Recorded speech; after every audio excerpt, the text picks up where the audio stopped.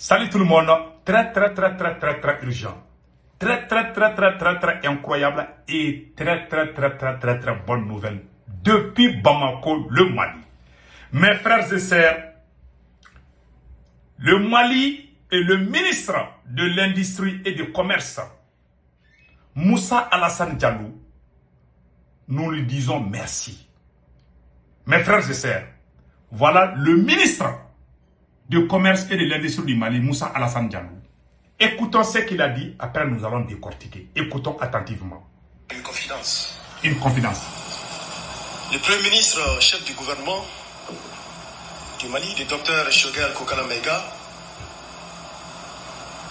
est un ancien ministre de l'Industrie et du Commerce.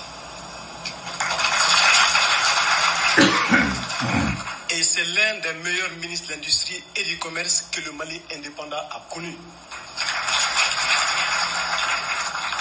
Il a apporté extrêmement d'argent au Mali dans le cadre de négociation de l'OMC, notamment sur le coton. Tout ce que nous allons dire, tout ce que nous allons faire, nous allons le dire et le faire devant un initié. Et c'est pourquoi sa présence parmi nous ce matin, c'est un retour à la maison. Monsieur le Premier ministre, bienvenue dans la maison. Tout le monde a entendu, pour la première fois depuis le début de la transition, un ministre du gouvernement sort de son silence et dit des révélations intéressantes, historiques, sur la gestion du ministère du Commerce et de l'Industrie, dont Dr Choguel Kokala Maïga occupait au temps du président ATT. Il a amené beaucoup d'argent, il a tout dit. Pendant qu'il y a des gens qui sont sur les réseaux sociaux qui sont en train de brûler le livre du Dr Choguel Kokala Maïga, Premier ministre du Mali, pendant qu'il y a des gens qui sont en train d'insulter le Premier ministre, voilà un digne fils, une personne honnête et sincère. Il y a des bonnes personnes, il y a des gens vraiment, c'est pour ça qu'on dit, les grandes personnes se connaissent et se félicitent. Ce ministre de l'Industrie et du Commerce a tout dit. Dr Choguel Kokala Maïga a aussi parlé de la clarification. Le Mali n'a jamais connu un ministre, un premier ministre honnête, sincère, patriote, plus que Choguel Kokala Maïga dans l'histoire du Mali. Depuis que le Mali a été un Mali là, après Modibo Keïta, le Mali n'a jamais eu un premier ministre honnête et sincère. Je ne dis pas cela. Moi, mon souhait est de voir le premier ministre Choguel Kokala Maïga et le président Assimi Goïta réussir ensemble. J'aimerais les voir unis et réussir, car c'est l'union qui fait la force. Mais aujourd'hui, tel n'est pas le cas. Quand tu dis que le premier ministre est bon, ils vont mentir sur toi. Ils vont dire que le premier ministre, il va être candidat. Voilà des gens qui disent aujourd'hui qu'il est bien. Je n'ai jamais vu quelqu'un qui aime la transition plus que le premier ministre du Mali. Ce n'est pas dans cette transition qu'il a fait du bon. Au moment où il était ministre de l'Industrie et du Commerce du Mali, sa négociation avec les Américains, comment le premier ministre Choguel Kokala Maïga a fait face aux Américains. Je vais vous montrer cette histoire. C'est une histoire qui donne des larmes aux yeux. Écoutons jusqu'à la fin. Je vous suggérais d'ajouter, c'est vrai, on a parlé de le patriotisme. C'est très important. Écrit noir sur blanc. Vous savez, je le sais parce qu'à un certain moment au Mali, parmi les critères pour être responsable, il y avait le patriotisme. Parce que quand vous mettez quelqu'un dans une position, il va discuter avec des grandes puissances, où les gens ont les moyens, ils sont plus expérimentés que lui. Mais vous savez, le système des Européens, on vous intimide. Ce que j'ai dit l'autre jour là, c'est pas la blague, je le sais. On vous amène dans une salle, on dit baga baga. Devant les gens, c'est les souris, les accolades. Nous, dans les négociations commerciales, vous savez, l'ambassadeur le ministre des Américains, il est venu à 80 personnes. Nous, on était 4. Le ministre, son conseiller, le PDG de la CNDT et l'ambassadeur. Oui, en baga baga, il nous dit qu'ils ne sont pas venus pour du théâtre. Qu'il faut qu'on soit d'accord avec ce qu'il dit. Moi, je lui ai dit que non, moi, je ne suis pas un artiste, je n'ai pas appris à jouer le théâtre. On a pris nos bagages, on est sortis. Après, ils ont prié, ils nous ont dit de revenir. Et puis, on a commencé à se parler comme des gens sérieux. Voilà. Donc c'est l'heure. Ça, c'est lors de la négociation de coton. Donc, qu'est-ce que les Blancs faisaient? Ils intimidaient les gens que nos pays envoyaient pour négocier. Donc, lui, il était dans la délégation malienne. C'est lui qui dirigeait la délégation malienne. Ça, c'est une affaire qui s'est passée il y a plus de 20 ans. C'est ce qu'il est en train de dire qu'il a fait là. Ça s'est passé il y a plus de 20 ans.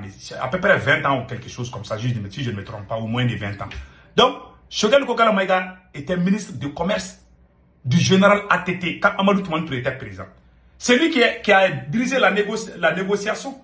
Donc, les Américains et les Européens ont amené une délégation de plus de 80, alors qu'ils étaient au nombre de 14 ou 15 comme ça. Donc, leur système, le système des colonisateurs, c'est d'effrayer nous les Noirs. Et ils vont tout décider, nous on applaudit, on accepte. Lui, en tant que chef de la délégation malienne, il a dit niet. Ils sont sortis dans la salle comme il a dit.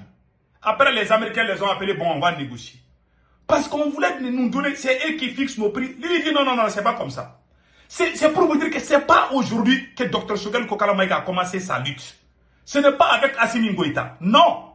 Je vous dis, il y a des hommes honnêtes dans ces pays. S'il y a eu le système de patriotisme, l'engagement, le combat contre le colonialisme, c'est Choguel qui a tiré la première balle à travers son discours aux Nations Unies. Et ce n'est pas aujourd'hui qu'il a même écrit des livres contre la France avant même la transition du Mali. Aujourd'hui, c'est ce grand homme qui est insulté par des enfants mal élevés dans les réseaux. Et personne ne dit rien. Ni la justice, ni les autorités de la transition, ni les services de renseignement du Mali ne disent rien. Ne disent rien. Ce grand homme aujourd'hui a été honoré par le ministre du Commerce et de l'Industrie.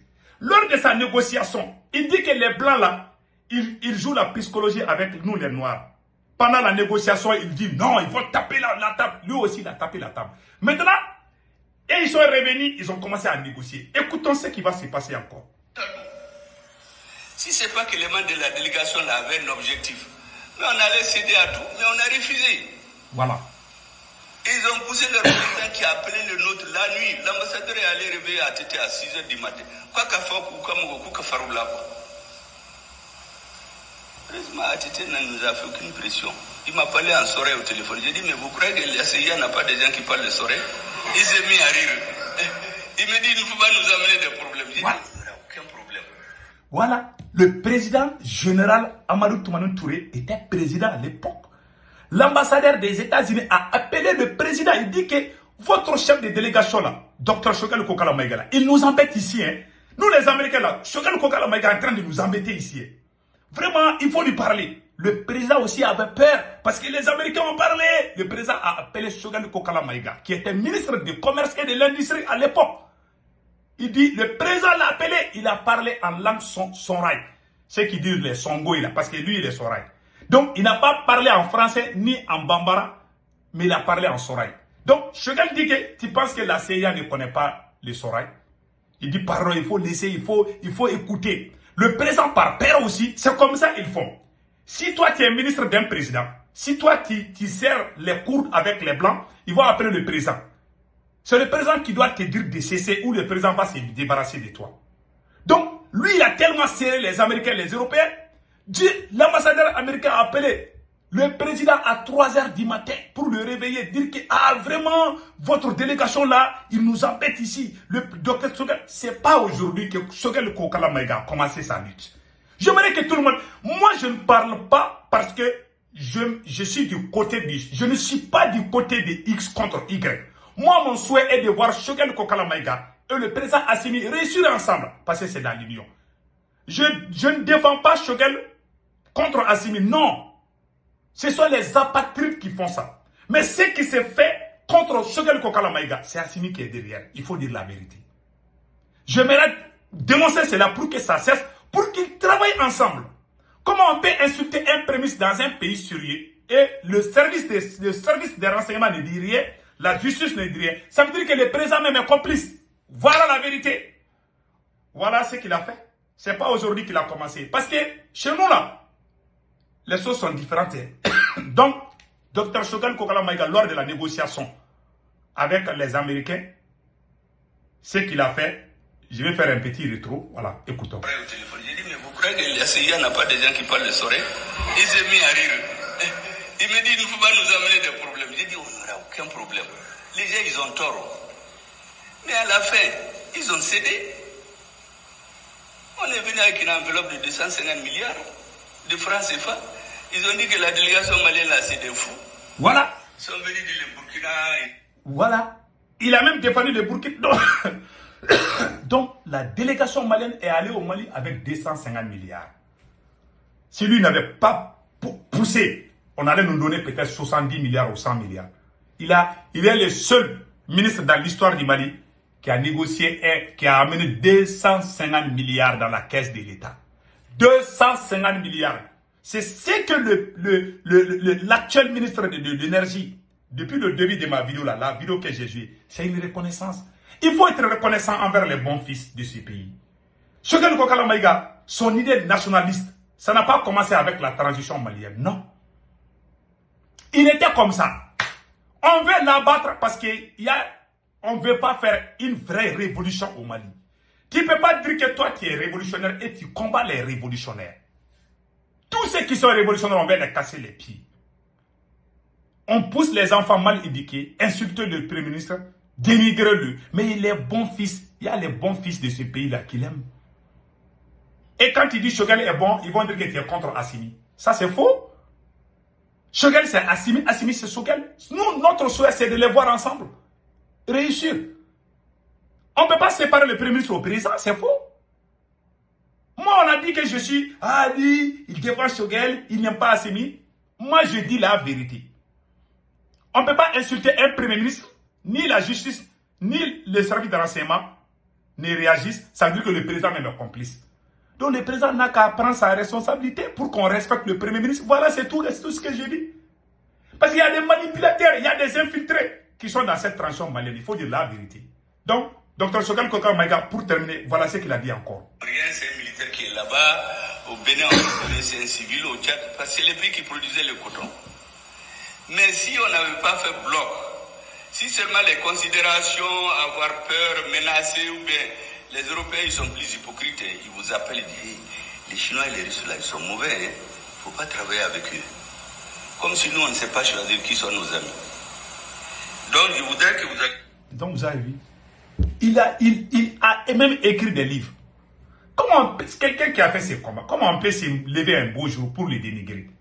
Les bons fils l'aiment, et tous les gens qui aiment le Mali veulent voir Choguel et Assimi réussir ensemble. Il faut que ces côtés soient clairs. Je ne suis pas contre Assimi, non.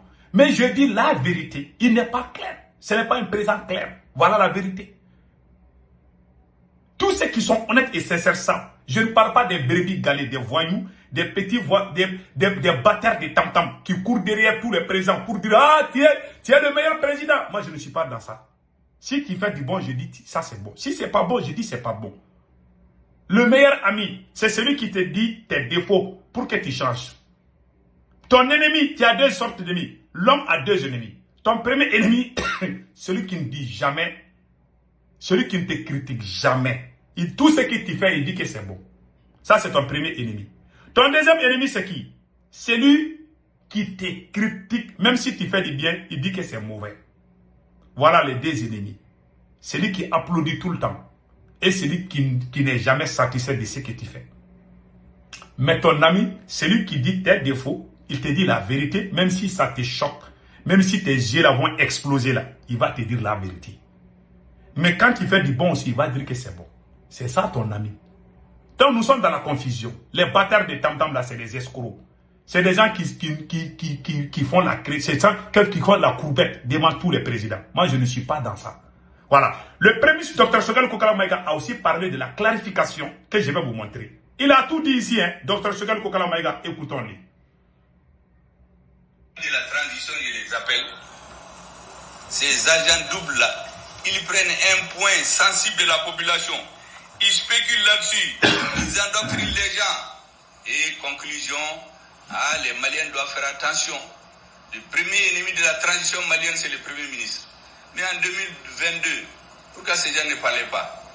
Moi, j'ai écrit en 2019, lorsque le président français a convoqué les présidents des partis de G5 Sahel à Paris pour pouvoir légaliser leur existence illégale ici. J'ai écrit un article qui est revu en un petit livre. Ça s'appelle La faillite de l'État malien. Qui sont à la base? Qui sont les acteurs? Même quand les pays du G5 se sont réunis dans un pays pour s'entendre qu'ils ne vont pas. Il y a un qui est sorti, qui a téléphoné à Paris, dit attention, les gens ne veulent plus aller chez vous. Et on les a appelés un à un pour les bagabaga. Finalement, ils se sont tous retrouvés là-bas, ils ont signé. Mais le pays dont le président s'était transformé en agent informateur, les citoyens le connaissent déjà, moi je ne vais pas le citer. Des gens qui ont découvert, qui pensent que nous on ne les connaît pas. Nous on connaît tout le monde. Moi j'ai entendu des gens dans les micros ici. Ah vraiment le gouvernement est trop belliqueux, il faut négocier. Et puis la guerre seulement ne résout pas les problèmes. Mais on n'a jamais dit ça. Mais personne ne va nous inoculer le virus du défaitisme. Quand on est en guerre, on se bat. Les militaires se battent. Les diplomates négocient. Les opérateurs économiques font leur travail. Mais si un militaire se met à faire la diplomatie pour venir dire aux gens de ne pas se battre, la guerre seulement ne résout pas les problèmes. Mais ça, c'est quoi ça? Dans chaque pays, chacun fait son travail. Les enseignants enseignent, les médecins soignent, les diplomates négocient, les militaires cognent les adversaires. Donc on arrête avec cette histoire de négocier avec les terroristes. Personne n'acceptera. En tout cas, les populations du Mali n'accepteront pas. Moi, je connais l'état d'esprit des populations de Gao, Tombouctou et Kida. Personne n'acceptera plus des négociations bidons dont l'objectif c'est de sanctuariser le terrorisme. Gao, Tombouctou, toutes les populations réelles, on les a renvoyées. C'est les narcotrafiquants qui payent les maisons. Tous les opérateurs économiques importants, c'est des assassinats ciblés. Pour que dans 20-30 ans, on change totalement la morphologie de la société. Mais on ne va jamais l'accepter. Et les hommes politiques qui se sont mis au service de ça au Mali, ils seront dans les poubelles de l'histoire. Inch'Allah. Et ceux qui veulent les soutenir pour nous les imposer, on ne va jamais accepter. Il y a beaucoup de leurs réseaux qui ont infiltré la transition aujourd'hui. Ça, c'est vrai. Quand j'ai parlé il y a une semaine de clarification, il y a beaucoup qui sont sortis. Le premier ministre veut clarifier quoi? C'est ça là que je veux clarifier. Les faux soutiens de la transition, les gens qui nous ont infiltrés pour nous déstabiliser, pour nous mettre en désaccord, c'est ça la clarification. Il faut les mettre à la porte. Ce sont des citoyens. Ils rentrent, ils suivent le système, mais ils ne peuvent pas venir nous dire où est-ce qu'on va. Voilà. Des gens qui se sont opposés aux assises nationales jusqu'après, et à leur tenue, et après les assises. C'est eux qui changent de veste aujourd'hui qui donnent des leçons. Non. Vous avez vu? Comme la fille métisse là. La transition malienne est remplie par des pro-français. Voilà ce que le premier ministre Dr Choguel Koukalama veut dire ici. Il dit ça parce qu'il aime Assimi. Choguel Koukalama n'est pas contre Assimi. Il faut que tout le monde entende cela. Les voyous qui font les tours du monde là, pour mettre dans la tête des gens, ces gens-là, ils sont avec Choguel, ils comprennent contre le président. Si le président fait du bien, moi je suis le premier à le dire. La transition, c'est nous tous. Mais le président ne peut pas amener toute sa famille, et puis ils vont commencer à voler. Quand on dit ça, ils vont dire, tu vois, il défend Choguel, il dénigre Assimi. Assimi est allé faire un discours en Chine. Moi, je l'ai soutenu. Quand le président Assimi Goïta dit qu'on va acheter des armes en Chine, moi je suis sorti dire merci le président Assimi Goïta. Moi, mon souhait, c'est de voir le Premier ministre et le président ensemble pour un nouveau Mali. Je ne vais jamais me mettre d'un côté contre un autre. Je suis une personne digne. Ceux qui font ce jeu sont des ennemis du Mali. Je ne suis pas ennemi du Mali, je suis le fils de mon père. Je ne suis pas né en dehors du mariage. Je suis né avec mes parents unis ensemble. Voilà. C'est la mort qui les a séparés. Je ne suis pas comme ces enfants-là, où ils sont nés, les papas les a eu. Moi, je suis un digne fils. Je suis un vrai Tonkara. Nous, on ne trahit pas. Mais moi, je casse la vérité. Comme je vous ai dit, l'homme a un seul ami et deux ennemis. Ton ami, c'est lui qui te dit la vérité, même si ça te choque. Si tu fais du bien, il te félicite. Si tu déroutes, il te dit que tu as dérouté, il te donne la solution. À chaque fois que je critique Assimi Goïta, je donne la solution. Je ne vais jamais rejoindre ceux qui insultent l'armée malienne. J'aime mon armée, j'aime mon pays, mais je ne vais jamais courir derrière un président. Je ne suis pas un bâtard de tam-tam. Ou applaudir chaque fois. C'est des escrocs. C'est l'escroquerie ou l'ignorance qui font ça. Les gens qui disent que toujours que tout est bon là. Il y a deux sortes de personnes. Je vous dis, l'homme a un seul ami. Ton ami, celui qui te critique et qui te donne la solution. Si tu fais, il te félicite. C'est ton ami. L'homme n'a qu'un seul ami, c'est ça. L'homme a deux ennemis. Ton ennemi, celui qui dit toujours que tu as raison. Même si tu bois l'alcool, il va dire, ça là c'est bon. Parce que lui, il a peur de te dire la vérité pour ne pas perdre peut-être quelque chose qu'il veut de toi. Peut-être il est ministre ou bien il est député. S'il dit la vérité au président, le président va me chasser. Lui, c'est ton ennemi numéro 1. Ton ennemi numéro 2, celui qui te critique tout le temps. Il ne te dit jamais que, aujourd'hui là, le président a fait du bien. Merci au président. Celui qui est toujours là à te critiquer tout le temps, c'est ton ennemi numéro 1. Celui qui est là toujours à t'applaudir, il dit que tout est bon, du début jusqu'à la fin, c'est ton ennemi numéro 2. Voilà les deux ennemis. Mes frères et sœurs, c'était la vidéo d'aujourd'hui. Un bon entendeur, salut. qu'Allah le Tout-Puissant sauve l'AES. Je ne suis pas contre Assimi, je ne suis pas contre mon pays, le Mali. J'aime le Mali. Je suis le premier activiste. Je dis bien, dans tout le Mali, là, les réseaux sociaux, là, je suis le premier qui est écrit à bas la France. Et regardez, la première marche contre la France, c'est nous qui avons organisé ça à New York ici. J'ai les photos. Cette révolution-là, ça n'a pas commencé, ça a commencé dans la diaspora. Je vois des voyous sans cœur qui disent que ceux qui sont à l'extérieur, ils sont contre le Mali. Parce qu'ils n'ont pas de dignité, ils ne connaissent pas l'histoire réelle de ce pays. Si tu connais l'histoire de ce pays, tu ne vas jamais dire. Il y a des apatrides qui sont à l'extérieur, oui, je suis d'accord, mais moi je ne suis pas apatride. Il faut qu'on clarifie les choses. Je ne suis pas un ennemi du Mali. Celui qui se met contre le Burkina Faso, je lui casse les pieds. Celui qui se met contre le Niger, je lui casse les pieds. Celui qui se met contre le Mali, je lui casse les pieds. Mais si mon dirigeant déconne, je lui dis la vérité. Voilà ma philosophie. Celui qui pense que ça, ce n'est pas bon, il n'a qu'à aller boire l'eau de la mer. Je ne suis pas un apatride. Que ses côtés soient clairs. Celui qui est digne, qui me connaît bien, ne va jamais me traiter d'apatride. Je ne suis pas un apatride. Que ses côtés soient clairs. Voilà. Donc mes frères et sœurs, passez un excellent week-end. Ciao, ciao.